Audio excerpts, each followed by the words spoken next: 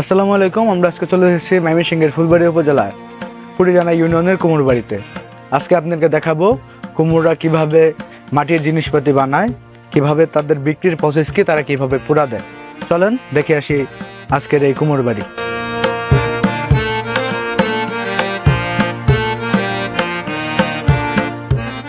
আমাদের এই মৃৎশিল্পের এখন আগের মতন চাহিদা নাই, কারণ প্লাস্টিক, অ্যালুমিনিয়াম, সিলভার এগুলি কোম্পানি আইসা আমাদের এই মৃৎশিল্পরা মাটির জিনিস এগুলি বিলুপ্তের পথে। এখন আমাদের ফ্যামিলিতে আগে মাটির কাজ সবাই করতে, এখন গুনা বাছা কয়েকজনে, 2-4 জন হাতে গুনা কয়েকজনে।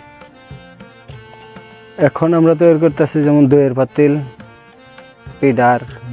পিডার, হাঁসাস, হাড়ি পাতিল, গট, বাটি, শানকি এগুলি তৈরি করতেছে এখন মোটামুটি আর কি চলে।